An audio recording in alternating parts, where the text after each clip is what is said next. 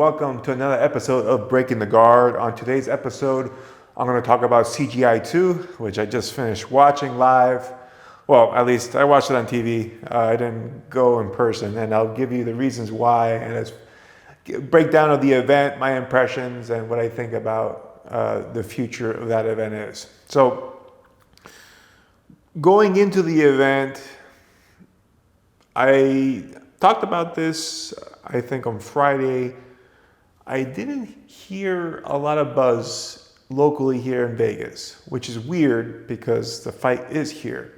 And I train all over the place here, and no one was talking to me about going to the event. The first time I heard someone ask me was on Tuesday when I was training with Jake. And he was asking if I was going. I already had planned not to go because my experience last time, if you guys remember, I didn't enjoy the in-person experience at CJI. It's very slow-paced, lots of waiting.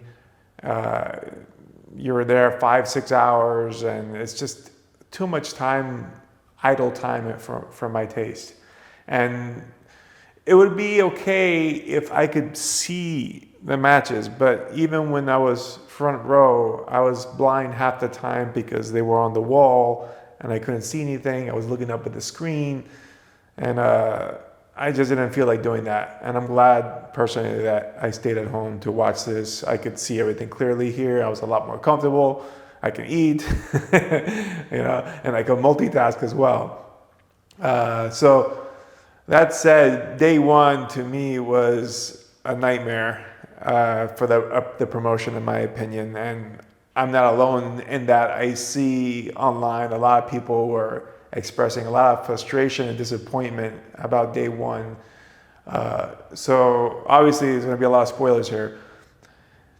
22 matches, there was 4 submissions if I recall correctly, or maybe 5. I think 5.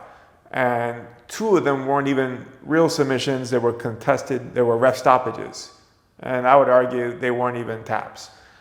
So pretty bad submission ratio for an event that's supposed to be submission heavy.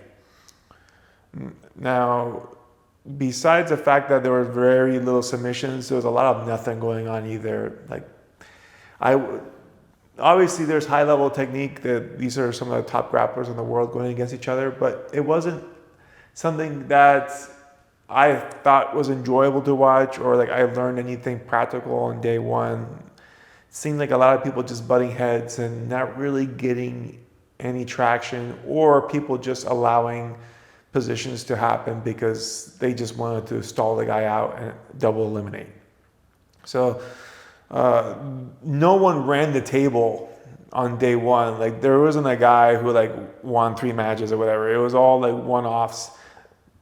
I said there was only 5 submissions, and the guys who did get submissions got eliminated right after they got the submissions. So we didn't see that, and there wasn't really many mismatches. And it's not clear to me because I did a preview of the rules, which was listed, and they didn't use those. So I think it was fortunate they probably didn't, because I think I was talking about 3 5-minute rounds, and they actually just did 1 8-minute round. And the other thing that was different was, I believe in quintet, normally you picked beforehand your order. So you were kind of locked in, and it might not have been advantageous the order you picked, but you were locked in early. Whereas in this case, it seems like, from what I've seen, they were allowed to pick on the spot, which is going to allow for more fair matchmaking, because if I see they're pulling out their heavyweight, I'm not going to throw my lightweight at them. Normally I'll probably throw another heavyweight at them. And day one, that's kind of what we saw. I think there was like 1 or 2 of the mismatches in size, but the rest of them were pretty even. And I think that also resulted in a lot of double eliminations, because you have 2 of the best guys in the world grappling each other in 8 minutes. Chances are there's not going to be a finish. So day one totally bombed in my view, and took a really long time. Again, 22 matches. I only watched the first 20. I forgot the women's bracket finish, but it was already like 11:30 at night, and I was like, I was fatigued. Nothing was really happening. It turns out the women's matches were actually good. Sarah Galbao had a great performance, and as well as Helena against Adele. I thought Adele was going to come out, but Helena was able to win by decision, as was Sarah. And on the team side, New Wave just barely squeaked by Team America, which was surprising to me that it was that close. And, well, there was controversy there because Bodoni, who I think was probably the best grappler of the tournament, technically, and just like strategically, he was sound, didn't really make that many mistakes.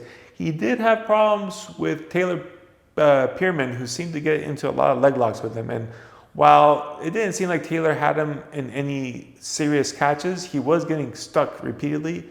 And I think Taylor gave him the hardest match of the weekend. But that being said, Taylor did get one outside Ashi heel hook, started cranking it. And Bodoni kind of reaches for his leg like this, and Taylor right away lets go, and the ref calls it like, oh, that's a tap, which to me is bananas. This is a professional grappling event for high stakes, $1 million, and a guy reaching is going to be called a tap because the opponent misunderstood is crazy, because it didn't seem like the tightest heel hook in the world, and Bodoni was still moving afterwards. He reached and then he was turning, and then it did not look like a tap, and they called that a tap, which actually stopped Bodoni's streak because he had just submitted the previous person, and I think that helped out that Team America significantly because they took out a huge player from New Wave. But nevertheless, New Wave still ended up winning. Then on the other side, we had Team Atos. They were going up. Oh, man, what was the team they went up against? Oh, they went up against. Man, I can't even remember, and that's pretty sad. And I think that's just goes to the state of the matches not being. Oh, they went to Team Europe. I think it was a European team. Yeah, and there was a lot of snoozers on that one as well. There was a submission as well, as I believe, and I don't remember who was it. No, there wasn't a submission in that one. That was all double elimination. There was then team B team, and they went against 10th Planet, if I remember correctly. And that was like the only team matchup of day one that actually they eliminated all the other teams, because every other matchup had to go to the scorecards because both teams were double eliminated at the same time. And I believe Ethan Krellicine didn't even compete that day because he was the one that was on reserve. There was also a controversial tap there because he got caught. Oh wait, no, I got the teams wrong. I'm sorry. That was the Australasia team that went against 10th Planet. Yeah, because the Australasia team ended up winning, but a tier ended up catching someone with a heel hook, Gio Martinez, or not a heel hook, it was a straight ankle, went belly down. And this is another like Brazilian tap type situation, or like phantom tap, where Gio from his force kind of like reaches back twice. It looked really weird, and that one was more understanding of it looking like a tap. Although Gio contested it on the camera, it doesn't look great. But when they showed a different angle later, it didn't look like he even made contact with his opponent. So I don't think he was tapping personally. I'm not sure how to explain it, but I've seen Gio let his legs break, and I think he already eaten pretty bad straight ankle lock at that point from this guy. But they called that one a wrap. But then that guy ended up getting heel hooked by Kyle Baum pretty bad. and was injured. Now, the Australasia team ended up winning on the scorecards, but they were potentially down the injured guy, and in their rule set, you're not allowed to sub in. So they were going to be 4-5. And finally, then it was B team, and now I can't remember the team they went up against. And it might come to me later. But they won that one, again, without having to use their fifth man. So that ends up rolling into day two. Day two, Craig announced that he was going to give $50,000 submission bonus to anybody in the tournament, in the team tournament, that scores a submission. That seemed to help a bit because the next matches, 2 team matches, there were 5 submissions out of 10 possible matches. That's a lot better, 50% submission ratio versus whatever it was before, which was very low. It was 5 out of 20, 25%. So he doubled the submission ratio. And the matches looked a lot more spirited. They also seemed to actually make more mismatches. I don't know if it was intentional or not. And people who really shine there, one, Dorian Olivares, his guard passing, his pressure is amazing. And he was riding out people like Felipe Pena, and like just big dogging them, which was crazy because, Pena's a lot bigger than Dorian. But Dorian didn't seem to care. And who else had a good performance there? Pena did well. Like he actually armbarred Luke Griffith after Luke submitted somebody. Then he submitted Luke, who looked like he gassed hard against Pena and never seemed to recover. Like he just lost his gas tank really early, broke, and then was just playing submissive the whole time. And he needs to work on his mental toughness a bit, because he was showing that sign of breaking very quickly. And you should be poker faced and never let someone know you're tired. But he looked like he was beaten pretty early in that match with Pena, which you would think would be a high stakes match. You lost to this guy before. You should be wanting to get that W back. And he looked like he was just trying to survive and ultimately didn't. It wasn't a great look for him, but he did his job as far as scoring the sub against Team Matos. Bodoni also got a sub, and then Felipe got a sub. So those were the 3 submissions. But Dorian was the one that eliminated Pena, which obviously took a big player off the plate there. New Wave ends up winning the Atos matchup.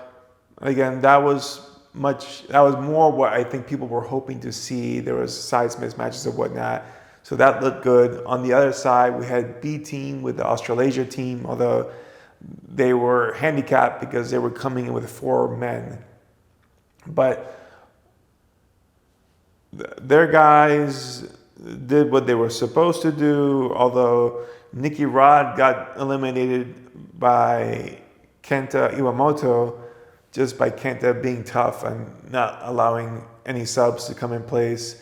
Even had a moment where he scored a takedown himself and got on top. Nicky Rod didn't look particularly great in this tournament either. Like he did what he had to do, but the last CJI, he looked fantastic. This one, he was very vulnerable. He got taken down a bunch of times by Pixley and foot swept. Struggling to take down other people in this tournament that we'll talk about. So not a good showing for him. Bodoni, to me, looked great. Dorian looked great. Another one that actually underperformed was Mika Galvao. Mika was double eliminated every time. Didn't seem to really get any strong offense. Like, just struggled in this rule set for some reason. Just didn't do well. And for the wild card, I would have told them, man, you would have been better off with one of your homegrown guys from New Wave, because I think they would have had better submission odds. But he is facing a lot of tough guys, so it's not like he had an easy run. But I don't think he lived up to the expectations that they were hoping for. Like, a lot of people came in thinking like Mika is going to clean sweep somebody's team, and like he couldn't get past one guy. So not great showing for him. But on B team side, Victor Hugo did the job that he needed to. He subbed 2 people by arm triangles, scored himself $100,000, and made B team have a good pass into the finals. Well, then we had the women's finals. Helena and Sarah Galbao. Helena Cravar played a very aggressive guard game, was leading the dance, winning every round that she did just by submission pressure. Had some decent looks, nothing serious, but in the 3rd round, she was winning the first 2 rounds, got a good bite at a Aoki lock and was able to finish it, winning the biggest prize in women's grappling, $100,000. I think now she's 18 years old. So a very impressive job by the young lady, and congrats to her. She did what she was supposed to do. She went out there to finish, and she scored the finish. Then we had the match with Craig Jones and Chael Sonnen, which we could have done without. My wife was excited because she likes Chael. She thinks he's funny. But I'm like, this is a total mismatch. And I'm like, Chael is not a good grappler. You know, he can, in MMA even, his Achilles heel was jiu-jitsu. And he's going to be fighting the 2nd best jiu-jitsu guy in the world. I don't think that's going to work out. And sure enough, when the match starts, 30 seconds in, Craig Jones goes unconscious to a buggy choke. And it's like one of the most obvious buggy choke setups I've ever seen. It's clear to me that he's probably never seen a buggy choke before, which is, you know, he's retired. He's 48 years old. You know, I get it. But they end up restarting the match because Chael goes, oh, no, that didn't count. You know, let's do it again. So they continue the match, and it goes a couple more minutes before he gets caught in another buggy choke and gets put unconscious yet a 2nd time. And it looked like he was trying to petition for a 3rd one, and as was the crowd, but Big John McCarthy was a referee, was not having it. I think it was a terrible idea as well, and just really a waste of the viewers' time, in my opinion. I mean, hopefully Chael got paid good for it and made it worth his time, but it seemed like it's not a great look, you know. I wouldn't want to go out there just to get embarrassed that way. It seems like a bad way to like tarnish your legacy, in my opinion, but it didn't really add anything to the viewers either. And I don't think it really does anything for Craig either, in my opinion. And there's a lot of things about this event that I didn't like besides the pacing. A lot of wasted time. Like they had Henach, right? The guy who likes, you know, pretending to be a Brazilian guy. And he has his shtick, and it could be funny sometimes. But, man, like, it's kind of played out, in my opinion. And there were really some weird moments that they put together where they really like trying to like draw out this comedy that he was doing. And it struck some people the wrong way because he was talking to Tom DeBlas. And if you guys don't know, Tom DeBlas is public with it that he was molested as a child. And I forget how that got brought out in the conversation, which seems kind of wild to bring out in a lighthearted conversation. And then Henach goes, oh, that means you must have been a very good-looking child, right? And Tom DeBlas is like, what? You know, and a lot of people are like, is this real? Like, did this guy just make a joke about being molested as a kid? Which seemed crazy, right? And Tom DeBlas said afterwards he wasn't offended by it. He understands that this guy is playing a joke and just roasting him, and he's fine with it. But I don't know. It was fine. I mean, I thought it was a little funny in a dark humor way, but they kept doing the same type of bits. And for me, like, I just want the event to be done. Like, I want to see matches, you know? So there's a lot of dead time between matches when it's a very long event. I feel like you got to freaking speed the thing up, especially nowadays. Most people have very short attention span. Don't draw out something that could be done in 2 hours to like 5 hours. It seems like a waste of viewer time. Like, just streamline it. But they were doing lots of interviews, joke interviews, commercials, little video promos.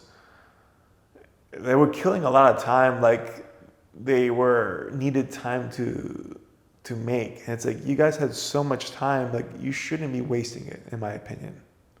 And again, that's why like I'm happy I don't watch that event live. It's just, I don't want to be sitting in an uncomfortable chair, bad view angles, with nothing good to eat for like 5 or 6 hours. It just seems like a terrible use of time.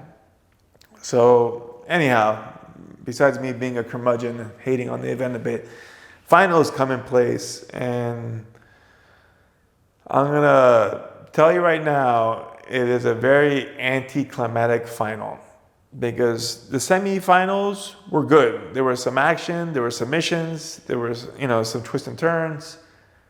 The finals was 5 deadlock matches where everyone got double eliminated. Now, going into it, it seemed like it was going to be a win for New Wave, because New Wave won 3 of the matches, and then 2 of the matches were won by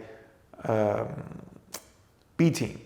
And the way that they had announced the scoring when it goes to double elimination of the teams is that they will individually score each match in the 10-point must system. So it could be a 10-9, a 10-8, or a 10-7.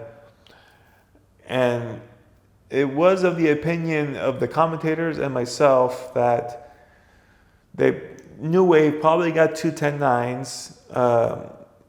Bodoni definitely got a 10-9. Olivares, you could argue a 10-8 because he was passing the guard multiple times, but didn't really have any strong submission attempts. So they were saying probably 10-9, right? And I'm trying to remember the third match that they won. I'm trying to think, because and this one, mostly even matchups. You had Ethan Krellistein with Dorian Olivares. Dorian was just outpacing him from top. We had Victor Hugo mismatched in size with Wagner Rocha. Okay, and Wagner was pretty much playing spoiler and lost to Hugo. Hugo was able to get a takedown, take the back, and was dominating him. That might have been a 10-8. But again, was there a clean submission? I'm not sure. Because they were trying to say the criteria was that you had to have a really strong submission attempt to get a 10-8. I don't think there was in that match. So it might have been another 10-9. Luke, well, we'll get to that one later. So there was those 3, and then there's 2 more who are the other guys from Team New Wave, because we had Bodoni, we had Olivares, we have Luke Griffith. Man, I'm missing the middle guy here, and I can't recall it. But I guess I'll continue. I'll talk about the last match, because that was the match that was consequential, because the last match was Luke Griffith and Nick Rodriguez. And from my opinion, and from the viewer and from the commentators, they were in concurrence that they needed a submission or a 10-8 potentially to draw or maybe win, right? Depending on how the judges scored. But they were really pushing for a submission. Now, the submission didn't come, but Nick Rodriguez dominated positionally, although he never really had a good submission bite. He threatened a few headlocks, but they never really had the position to finish it. So again, I don't know what the criteria is, if it's a 10-9 or a 10-8, right? Because it's just domination positionally. And again, it was a strange choice, in my opinion, to anchor the team with Luke, because honestly, like I said, Luke gassed pretty early. So I would have not put him in the final position. I would have anchored with Bodoni. Bodoni's clutch. And he's got a good gas tank. He's the most technically sound. And he was a guy that wasn't breaking. So I think that was a bad call from the coach's standpoint. But nevertheless, it was the call they made. So they had an interesting thing, because at the end, it seemed like they thought Team New Wave was going to win by like 1 point. It would have been like a 47-46, something to that effect.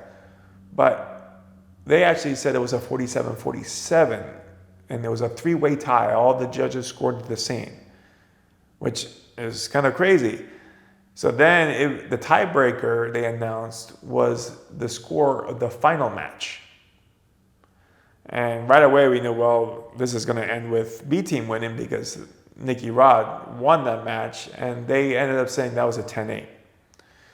Which is interesting because then you would have to score 10-8 to Dorian Olivares, right? And some of the other guys. So I'm not sure how they played out the scoring, right? It left kind of a cheesy taste, and you could see there was a lot of confused faces as they started panning the camera around. Dan and her didn't seem to really appreciate it. And especially since B team is a Craig's team, you could kind of see like, oh, there might have been some favoritism here, you know, with how they decide to score or play the rules. But regardless, I mean, you let it get that close, you can't be too upset. And I think certain people didn't do their job, you know, in the team. So when you let it go to the scorecards, this is kind of what could happen to you. But not a great way to finish this show, in my opinion. I'm going to say I hate this rule set. I think the quintet like sucks. I think using 10-point must system, not great either. This is not MMA, and these are not the good parts of MMA, you know. I just think it was not well executed, especially when I compare this to PGF, which I've been watching, you know, as you guys been seeing me doing the breakdowns and whatnot. PGF blows us out of the water. And I know we're not talking about the best grapplers in the world, but from an entertainment standpoint, it's far more entertaining. Far more entertaining. And there are a lot more matches. There's 45 matches on the days that I've been going, and it takes them less than 4 hours, whereas this is like 20 matches. Not even, well, now today's was like 14 matches. 5, 10, 12 matches, and it takes over 4 hours. It's just so slow, the pacing. It's like dragging nails on a chalkboard for me. Like, we got to speed this thing up, man. And yeah, I just don't like all the antics. I guess maybe it's the audience is not me, right? Like, there's a lot of like jokes and crude stuff, and I just don't care for it. It's like very played out to me, you know. I want to see the grappling. I want to see the martial arts. I want to see the action, and I don't think it brought it, right? And especially when I compare it to an event very fresh in my mind, PGF. It brought the action. It was very exciting. And it had to use much less money to do so. So I was telling my wife, I don't think this is going to be sustainable. I don't know what the payout, because they did change something, because normally they were saying how this event's going to stream for free. It's going to be on YouTube. Everyone can watch it free. And apparently a couple of days ago, they kind of changed the idea, and then they said, well, we're going to stream it live on YouTube through Flow Grappling, and after the event's done live, it's going to be solely through a paywall on Flow Grappling. Which tells me then that the free money, or the money that behind the scenes got tired of losing money, and they wanted to sell the streaming rights to recover some of the investment. Now, there were a ton of empty seats at the arena there. So they didn't do good on ticket sales, not like last time. And I guess I don't know what the value of this for streaming rights would be. Like, how much money did Flow Grappling make off a YouTube stream? I know they were showing commercials or whatnot, but I don't know how much that's worth and for how many viewers. They said they had over 1 million viewers on the first going, but which is great. But I don't know how much that's worth. Is that worth, $2 or $3 million that they put on the budget for this? I have no idea. doesn't seem that sustainable. And even if it was, I think the rule set wasn't entertaining. They need to give up this quintet thing. Doesn't really work the way they pulled it off. They need to, and I think it's interesting. I watched the debate that Mighty Mouse hosted between Mikey Musumeci and Craig Jones, which was leading into this event. And what was funny was both of these guys were talking about how they know their sport inside and out and what would make for the best events. And Craig was critiquing UFC BJJ for being a monopoly, which I don't disagree with. He was also critiquing, like saying, do you have the best people running it? Claudia Cordelia. He didn't seem to have a high opinion of her. But Mikey did bring up some good points. And he said, the rule set you're using was copied, from UFC's BJJ event, the 10-point must system. That's a UFC creation. But now instead of 5 minutes, they were using 8-minute rounds. And the wall concept was from Karate Combat. So he didn't, he keeps saying UFC copied him, but he actually copied the UFC and he copied Karate Combat. The UFC might have saw the wall concept and thought, oh, this would be good because it takes away the thing, but at least they made their own version of the wall. And perhaps it was inspired by the success of his event. But to say they copy you, no, they saw what you did and they made it better, in my opinion. And trust me, I'm not shilling for the UFC.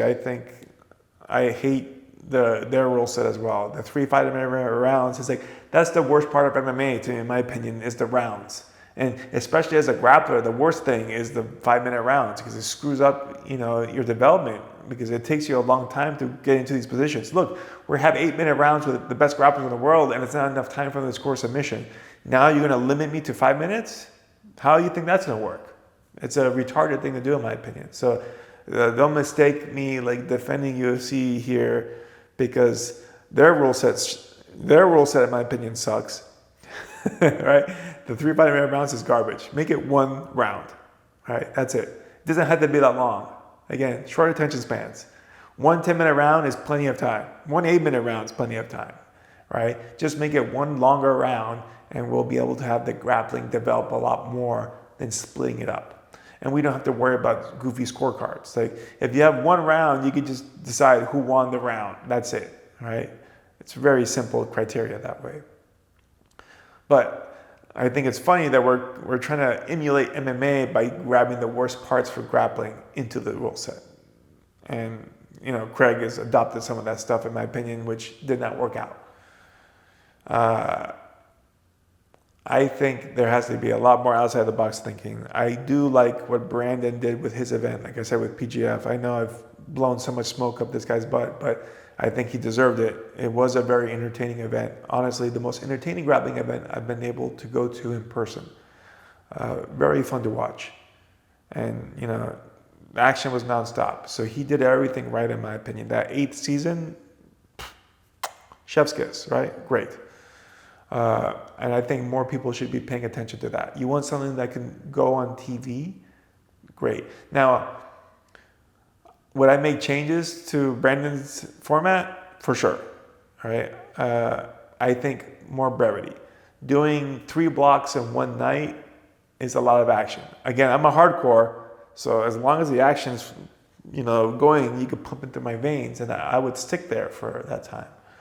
But would it be better if it was shorter, especially if we're trying to put this online and stream it? Yeah, I think if you made it an hour, you did just 1 block, it might be an hour and a half. That's a lot more palatable. And plus you get to stretch the season out a little bit more and better for the athletes. It's less strain, right? Because the 3 matches is basically, the 3 blocks is 45 matches in one day. That's a lot of matches, right? And it's also becomes hard to remember. Look, I had a hard time remembering these matches and there's only 20 matches, right? It's a lot, right? In the fight card, we normally have 9 fights and sometimes we complain when there's more than 9 fights. So I think grappling needs to kind of dial it back a little bit more. I mean, we can fit more grappling matches in than MMA matches perhaps, but like, let's be reasonable with expectations. And I think you have to respect the viewership time. I don't want to be locked down for 7 hours to watch something. And like this one, like I was even kind of like, oh, do I really have to watch this whole thing? I'm like, yeah, I'm going to talk about it. Let me do my due diligence and watch the whole event. But I think it'll be better shorter. It's less is more, right? Make the quality of the event higher. You don't need as much time, right? You have like 10 banger matches. That's going to be way better than 30 shitty matches. That's my take on it, right? Strategically, the way the teams were used in CJI, like I said, I think that final match, there was a mistake to put Luke as the anchor position. Like, I could have told you he's going to lose against Nicky Rod, and if they were picking on the spot, which it was my understanding, I would have put Luke in first on the fourth position and then had Bodoni anchor. But they opted the other way around. And it would have been Luke versus Joseph Chen, which I think would have been favorable for Luke. Huge size advantage. Probably be hard for Joseph to put away Luke. Luke has a chance of putting him away. At the very worst, Luke just loses, a decision, and that's about it. And Bodoni with Nick Rodriguez would have been a really interesting matchup, I think. We would like to see how the wrestling would have developed there, or Bodoni would have opted to play guard. So I think there was a strategic mismatch there. Some of the times, like, they were picking, like I said, very even, right? And I think it's because, and again, I could be wrong, but my understanding is they were allowed to pick on the spot. So they were picking a lot of even matchups instead of a lot of mismatches. There was a few times they did mismatches, which was smart. Like when they put Dorian against Felipe, it was wise. Why? Because Felipe just beat Luke, but he had to fight for it. Being a big boy, he gets tired. They know Dorian has a gas tank and was just going to run a pace on him. And that's exactly what he did, right? And he just outworked him and was able to pass his guard and, just big boy him, which for the smaller guy is crazy. So there were some good uses of that type of strategy, but I think when it mattered, they executed it wrong in that final match. But easy for me to say from my armchair, but in retrospect, it's easier to make that call. But when I heard it, I was like, no, this wasn't the call to make. If I knew, and again, if I'm wrong, then and they were locked in early, then well, I guess that's the hand you play. But if you had the choice of who you could put against Joseph Chen, Luke Griffith, or Giancarlo Bodoni, I throw Luke Griffith in without hesitation. Because at the worst case scenario, in my opinion, would be a double elimination. Whereas, and that would put me with Bodoni and Nick Rodriguez, which is a much better matchup, I feel like. Nick's got cardio, he's got a good game, he's not going to get tired that easily, whereas Luke showed pretty early that he was getting tired. And like the last person you want to be gassed with is Nick Rodriguez. So I think that was a strategic error on their part. Oh, I'm remembering I'm still having trouble remembering that last matchup because there was 5 guys. I know one of the B team guys was Chris Wojcik, and then New Wave, man, we had Dorian, Mika, we had Wagner, Giancarlo, and Luke. Yeah, so I had all the guys. I just don't remember. Mika went against Wojcik, and also just he probably won, yes, because he was on top the whole time, but didn't really do anything of substance. And like Wojcik wasn't able to get any bites on the legs at all, like 0, which was surprising. I thought he was going to get some type of entanglement, never got it. But he had one position where he had an outside ankle catch, but he couldn't make it like develop it any further. But yeah, kind of a bummer of an event in my mind. Like, and I kind of knew it going into it, which is why I didn't go. But I was hoping to be wrong. I'd rather be wrong about this thing and the event just be a smash success. Another place to watch grappling, another venue for people to make a lot of money. Like, and you know, B team picked up another $1 million. You know, Victor Hugo picked up 100 grand, and you know, a bunch of people picked up money. So great, I'm happy for them. You know, but as far as the way the event is run, the way the pacing is, the rule set, to me it all sucks. Not a fan of CJI. And you guys know I'm not a fan of a lot of rules. I don't like the ADCC rules. I think it sucks, but it's better than the CJI rule set in my opinion. Which is not saying a lot, right? Because I think there's a lot of flaws, and I've already talked about them, you know, to death. So I'll stop there. But that's my take. Day 2 was definitely better than day 1. Semifinals was good. If you want to watch some good action, watch the semifinals. There was some cool matches there. But the finals, pretty terrible. Nothing really happened. A lot of stalemated matches, or just one guy getting dominated the whole time. Day 1, pretty terrible. Just skip it all together. Maybe just watch the women's matches. But other than that, yeah, not a great event. Like I said, I'm glad I didn't pay for this event. I'm glad I didn't watch it. I would be very upset. And I think they need to definitely, if they're going to do a third event, they need to restructure the whole thing. Scrap whatever you did this time around, go back to the drawing board. You were better off with the previous format, in my opinion, which I wasn't a fan of either, but it was better than what you did now. And kill the rounds, man. I don't think you had a lot of MMA casuals watching this event. So stop trying to make a rule set to cater to them. I think there's this idea, because the UFC thought about it, like, oh, you know, we make 3 5-minute rounds and do 10-point must system, the MMA fans will watch this. I honestly don't think the MMA fans are going to watch this. If you're a jiu-jitsu head, you're going to watch it. And obviously there's a big crossover between jiu-jitsu heads and MMA fans. And I think they're mistaking, we have people watching because the rule set's the same. No, it's not. It's because they're a jiu-jitsu fan. They'll watch MMA in jiu-jitsu and they'll watch jiu-jitsu in jiu-jitsu. Like, they don't care. Like, use a better rule set. Don't lean on old rules that don't apply to our sport. Our sport needs time to develop. You need to have the right incentive structures in place to motivate people to go for submissions.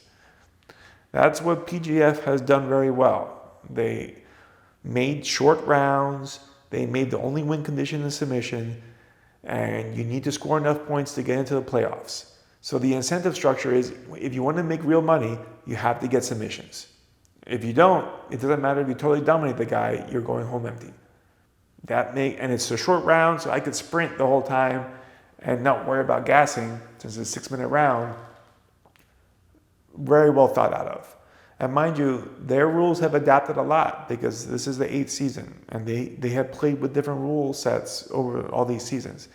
So I like that Brandon was thinking and adapting. He's like, okay, this rule set had these flaws, this rule set, and I'm sure after this 8th season, they're going to make some adapters, because there were some things that were kind of sketchy for PGF, like this turtle, like whenever you turtle, you don't get called for stalling. That was kind of BS. So they need to adapt, but they're not being stuck into old paradigms. Like they're moving around. So I have faith in McCarran and what he's doing there. But CGI has to adapt too. Like and I know that Craig made some audibles with, he can't change the rule set mid-event, and at least he was able to throw some incentive for submissions to throw money in. But a little disappointed in the execution of this event, right? Like, especially with the amount of trash he was talking about the UFC event. The UFC events were more entertaining than this, which when I attended the Fight Pass Invitational live, they're very fun to watch, and they were higher pace action. So you kind of miss besides you had the big $1 million prize, so obviously that means a lot. But outside of that, you didn't live up to the billing, in my opinion. Anyhow, you guys can give me your thoughts. Am I being too hard on them, or am I on the money? You can leave me a comment or send me an email. Other than that, I'll see you guys next week.